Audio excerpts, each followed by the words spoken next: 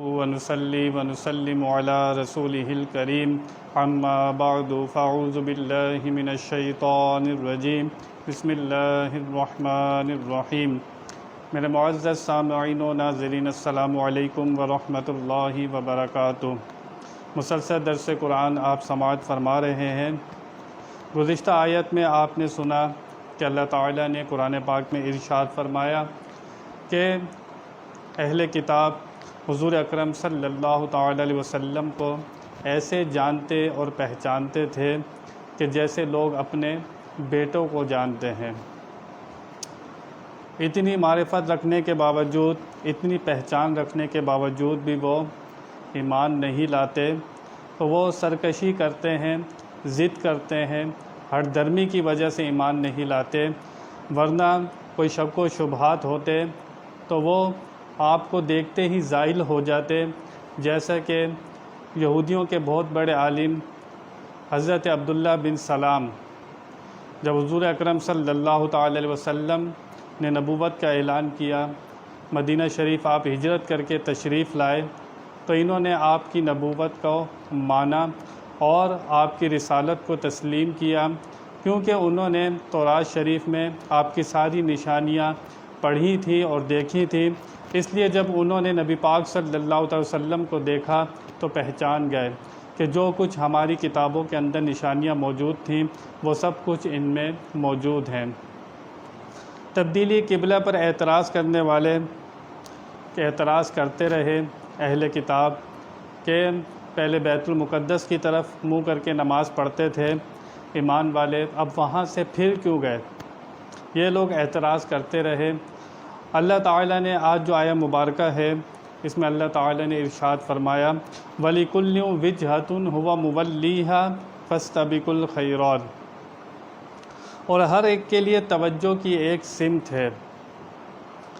اس آیہ مبارکہ میں اللہ تعالیٰ نے بتا دیا کہ ہر امت میں بھی ان کے لیے ایک سمت رہی، وہ لوگ اس سمت منہ کر کے نماز پڑھتے تھے۔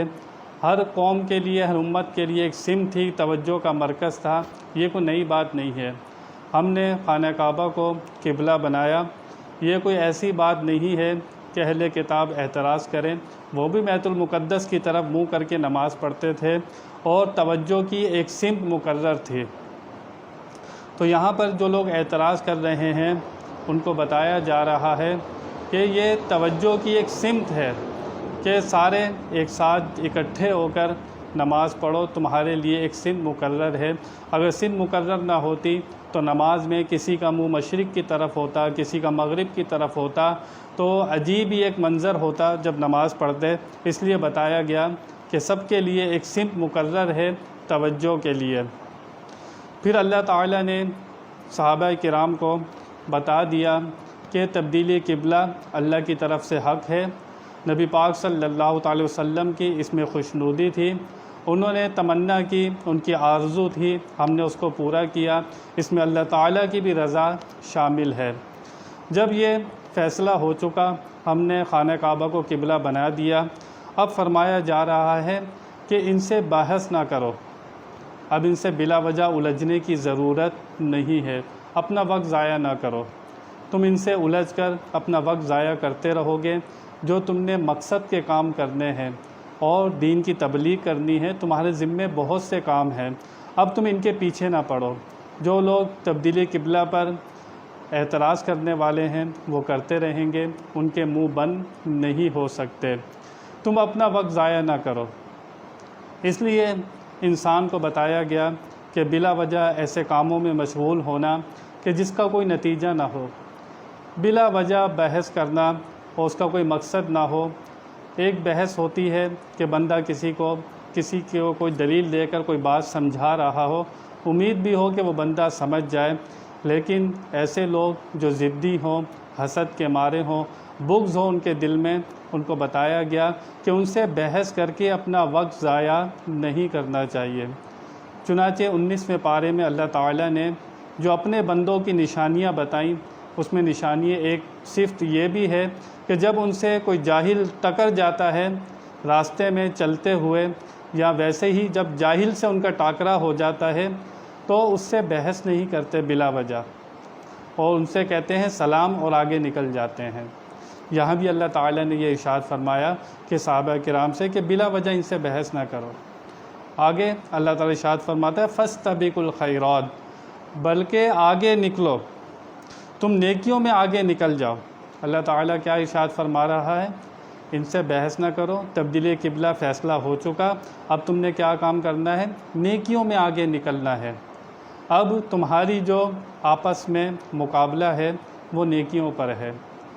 چنانچہ صحابہ کرام میں کیسا مقابلہ ہوتا تھا حدیث کی کتابوں میں دیکھیں آپ۔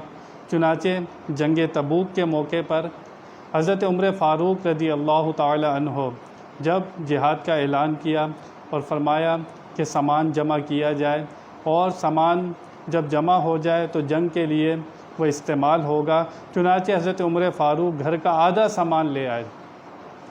جب آدھا سامان حضرت عمر فاروق لے آئے تو اللہ فرماتا ہے نیکیوں میں آگے نکلو، چنانچہ صدیق اکبر گھر کا سارا سامان لے کر آ گئے۔ وہ سامان اپنی زبان سے کہہ رہا تھا جس گھر سے میں آیا ہوں اس گھر میں اب کچھ بھی باقی نہیں رہا۔ حضرت صدیق اکبر پورا گھر کا سامان لے آئے۔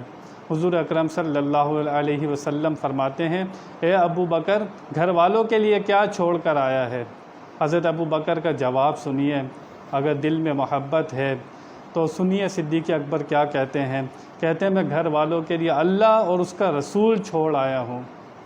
یہ نہیں فرمایا کہ خالی اللہ چھوڑ آیا ہوں، فرمایا اللہ اور اس کا رسول گھر والوں کے لیے چھوڑ آیا ہوں۔ کیسا توکل تھا، کیسا یقین تھا۔ آج ہمارا بھروسہ، توکل، یقین اللہ رسول سے کمزور ہوتا جا رہا ہے، اس لیے ہم لوگ اسباب پر زیادہ بھروسہ کرنے لگ گئے، ہم نے اللہ رسول پر بھروسہ کرنا چھوڑ دیا۔ کتنے صحابہ کرام تھے جو جنگ پر جانے کی تمنا کرتے تھے کہ حضور ہمیں جنگ پر لے جائیں، ہم جنگ پر جا کر جہاد کریں۔ جو معذور صحابہ کرام تھے وہ ان کی بھی یہ تمنا ہوتی تھی کہ ہم جنگ پر جا کر جہاد کریں۔ تو اللہ فرماتا ہے مقابلہ کس میں کرنا ہے؟ نیکیوں میں مقابلہ کرنا ہے۔ لیکن افسوس ہم مقابلہ کس میں کرتے ہیں؟ دنیا میں۔ سامنے والے کے پاس ایک گھر ہے تو ہمارے پاس دو گھر ہو جائیں، سامنے والے کے پاس ایک گاڑی ہے تو میرے پاس بھی دو گاڑیاں ہونی چاہیے، سامنے والا لاکھ پتی ہے تو میں کروڑ پتی ہو جاؤں۔ مقابلہ ہم کرتے ہیں دنیا میں، ساری ہماری توجہ، ساری طاقتیں صرف ہوتی ہیں دنیا کے لیے۔ دنیا کمانا برا نہیں ہے، دنیا کمانا برا نہیں ہے، شادی کرنا، گھر بنانا برا نہیں ہے، لیکن پیسے جیب میں رہیں تو اچھے رہتے ہیں۔ یہی پیسے اگر دل میں اتر جائے، مال اگر جیب میں رہے تو اچھا ہے، یہی مال اگر دل میں اتر جائے تو پھر فساد برپا کر دیتا ہے۔ مال کی محبت بری چیز ہے، مال کمانا جائز برا نہیں ہے۔ ہم جائز کماتے ہیں، جو شخص جائز کماتا ہے برا نہیں ہے۔ بیوی بچوں کے لیے محنت کرنا، بہن بھائیوں کے لیے محنت کرنا، رشتہ داروں کے لیے مدد کرنے کے لیے محنت کرنا، غریبوں کی مدد کرنے کے لیے محنت کرنا، زیادہ پیسہ کمانا برا نہیں ہے۔ اچھا حال کی اللہ تعالیٰ سے دعا کرنا برا نہیں ہے، لیکن ہمیں سوچنا چاہیے کہ کیا ہم نے ساری توجہ اس دنیا کے لیے لگا دی ہے یا ہم نے آخرت کی بھی فکر ہے، ہمیں نیکیوں کی بھی فکر ہے، ہمیں اپنے آپ پر غور کرنا چاہیے۔ تو اللہ فرما رہا ہے فاستبقوا الخیرات، نیکیوں میں آگے نکل جاؤ۔ ہم دنیا داری میں آگے نکلتے ہیں تو یہ فرق ہے۔ مجھے اور آپ کو سوچنا ہوگا کہ ہم نے آگے کس میں نکلنا ہے۔ ہم جہاں جاتے ہیں اگر ہم نے سفر کرنا ہو تو ہم پورے گھر کا سامان اٹھا کر سفر نہیں کرتے کہ پورا گھر کا سامان لے جائیں۔ ہم نے جتنے دن کا سفر کرنا ہوتا ہے، جو ضروری سامان ہوتا ہے ہم وہ لے کر سفر کرتے ہیں، یہ نہیں پورا گھر اٹھا کر وہاں پر لے جائیں۔ تو ہمیں دنیا میں جتنا رہنا ہے اس کے لیے ہمیں یہاں پر بندوبست کرنا ہے، 60 سال، 80 سال، 100 سال، پھر اس سے زیادہ تو کوئی دنیا میں نہیں رہے گا نا۔ ایک عالم صاحب بتانے لگے کہ میں باہر کے ملک میں گیا تو میں نے وہاں دیکھا کہ ایک کوارٹر کے اندر 15 لوگ، 10 لوگ ایک کمرے کے اندر وہاں پر رہتے ہیں۔ وہ عالم صاحب کہنے لگے کہ میں نے ان سے کہا کہ تم لوگ ایک کوارٹر کے اندر 15-15 20-20 لوگ رہتے ہو کہ تم یہاں پر ایک ایک اپنا فلیٹ کیوں نہیں لے لیتے، ایک گھر کیوں نہیں لے لیتے؟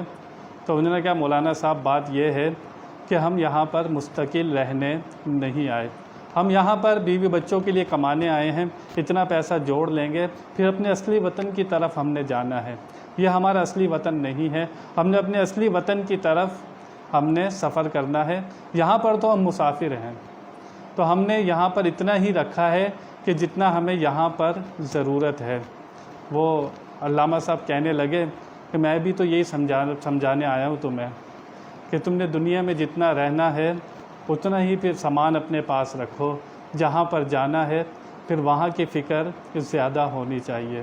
جب تم نے یہاں پر جتنا رہنا ہے تم نے اتنا ہی بندوبست کیا، تم نے کہا کہ ہمارا یہ اصلی مقام نہیں ہے، ہمارا یہ اصلی گھر نہیں ہے، ہم نے اپنے اصلی گھر کی طرف لوٹ کر جانا ہے۔ حضور اکرم صلی اللہ تعالی وسلم فرماتے ہیں دنیا ایمان والے کے لیے، مومن کے لیے مسافر خانہ ہے، فرمایا مومن کے لیے قید خانہ ہے۔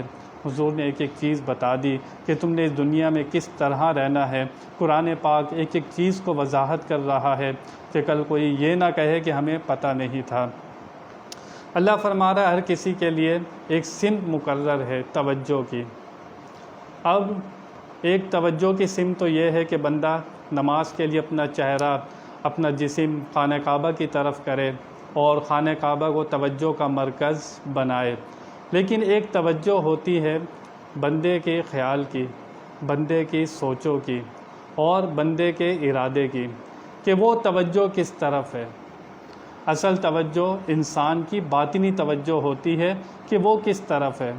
انسان کعبے کی طرف تو منہ کر کے کھڑا ہے لیکن اس کا دھیان یہی ہے کہ میں دنیا کے اندر کامیاب ہو جاؤں، لکھ پتی کروڑ پتی ہو جاؤں، اور دل کے اندر یہی آرزو چل رہی ہے، یہی خیال چل رہا ہے، لیکن منہ خانہ کعبہ کی طرف ہے۔ میں فلانے پہ ظلم کروں، فلانے کو اتنا میں ڈی گریڈ کر دوں، اتنا تنگ کر دوں، اس کی نوکری برباد کر دوں، کسی کا گھر برباد کر دوں، کسی کی طلاق کرا دوں، کسی پر ظلم و ستم کے میں پہاڑ توڑ دوں، گھر والوں پر، بہن بھائیوں پر، یا اور تمہارے جو ماتحت ہیں تم نے ان پر ظلم و ستم کا پہاڑ توڑا ہو لیکن منہ ہمارا قبلے کی طرف ہو، تو ایسی توجہ کیا فائدہ دے گی؟ فائدہ اسی شخص کو ہوگا جس کی توجہ صحیح سمت پر ہوگی۔ اور صحیح سمت پر کیا ہوگی؟ اس کی جب صحیح سمت پر توجہ ہوگی تو اپنے احوال وہ صحیح کرے گا، اپنی سوچوں کو صحیح کرے گا، اپنے خیالات کو صحیح کرے گا، اپنے ارادوں کو صحیح کرے گا۔ تو توجہ بھی ہر کسی کی الگ الگ توجہ ہوتی ہے۔ اللہ فرما رہا ہے ہر کسی کے لیے ایک توجہ کا مرکز ہے، تو جس انسان کا توجہ کا مرکز اس کا رب ہو جائے اور وہ رب کا پیارا ہو جائے، اس کی سمت کی توجہ کتنی اچھی ہے۔ اور کسی کی توجہ ہو صرف مال کمانا، توجہ ہو صرف بیوی بچوں کی محبت، توجہ ہو اپنے دوستوں کی محبت، توجہ ہو گناہوں کی محبت، توجہ ہو شیطان سے یاری، توجہ ہو اپنے نفس کی غلامی، تو پھر ایسی توجہ انسان کو برباد کر دیتی ہے۔ اللہ فرما رہا ہے ہر کسی کے لیے ایک توجہ کی ایک سمت مقرر کر دی ہے، مجھے اور آپ کو اپنی سمت مقرر کرنی ہے کہ ہماری توجہ کیا ہے۔ انسان کے لیے بتایا گیا کہ اس کے لیے بربادی کیا ہے، غیر حق کو حق کی طرح چاہنا، غیر حق کو حق کی طرح چاہنا یہ اس کے لیے بربادی ہے۔ جو غیر ہے اس سے اتنی محبت نہیں رکھنی کہ اللہ رسول کی محبت کم ہو جائے۔ اذان کا وقت ہوتا ہے، دنیا میں بھی مصروف ہوتے ہیں، پھر اندر ایک جنگ چلنی چاہیے کہ اللہ بھی وہاں بلا رہا ہے، مجھے نماز ادا کرنی ہے، دنیا کے کام بھی میرے سر پر ہیں، وہاں پر آپ کو فیصلہ کرنا ہوگا کہ میری توجہ کا مرکز کیا ہے۔ کیا میرا توجہ کا مرکز اللہ کی ذات ہے اور اللہ رسول کے احکام پر پابندی کرنا ہے، یا میری توجہ صرف دنیا میں غرق ہو چکی ہے؟ تو اللہ فرما رہا ہے ہر کسی کے لیے ایک توجہ کا مرکز ہے، ہر کوئی اپنے توجہ کے مرکز کو پہچانے۔ کیا گناہوں کی لذتیں توجہ کا مرکز بن چکی ہیں؟ تو پھر اس مرکز کو چھوڑنا ہوگا۔ جب توجہ کا مرکز اللہ کی رضا ہو، اللہ کی فرما برداری ہو، اللہ رسول کی غلامی ہو، ان سے محبت ہو، تو پھر توجہ صحیح سمت پر ہوتی ہے، ورنہ انسان اپنا چہرہ کعبے کی طرف کر لے لیکن اپنے دل کی حالت نہ بدلے تو پھر انسان کو خانہ کعبہ کی طرف منہ کر کے بھی کیا حاصل ہونا ہے۔ اگر اس نے اپنے آپ کو اندر سے نہیں بدلا، اپنے خیالات سوچوں کو نہیں بدلا، اگر اس کے خیالات سوچ بدل جاتے ہیں تو خانہ کعبہ کی طرف توجہ کرنا اس کو کامل مومن بنا دے گا۔ اگر اس نے صرف توجہ کی اپنے چہرے سے، اپنے دل کی حالت کو نہیں بدلا، اپنے خیالات کو نہیں بدلا، سوچوں کو نہیں بدلا، پھر اس نے کیا بدلا؟ پھر کچھ بھی نہیں بدلا۔ جیسا دنیا میں آیا تھا پھر وہ ویسا ہی چلے جائے گا۔ ہمیں بتایا گیا کہ نیکیوں میں آگے بڑھنا ہے، بلا وجہ بحث نہیں کرنی۔ کوئی جاہل ٹکر جائے راستے میں تو سلام، جاہلوں سے بحث نہیں کرنی۔ کعبے کی سمت اللہ تعالیٰ نے بتایا کہ مقرر ہو چکی ہے، اب اس معاملے میں زیادہ بحث نہ کرو، اب تم آگے بڑھو، اپنے مقصد پر توجہ کرو۔ تمہارا مقصد کیا ہے؟ نیکیوں میں آگے بڑھنا۔ اللہ نے مقصد بھی بتا دیا کہ انسان کا دنیا میں آنے کا مقصد کیا ہے؟ نیکیوں میں سبقت لے جانا۔ کہ کوئی رات کو تہجد پڑھتا ہے تو میں بھی اٹھ کر تہجد پڑھوں، کوئی 5 نمازیں پڑھتا ہے تو میں بھی پڑھوں، کوئی رمضان کے روزے رکھتا ہے تو میں وہ بھی روزے رکھوں اور نفلی روزے بھی رکھوں، تو پھر انسان کامیاب ہوتا ہے۔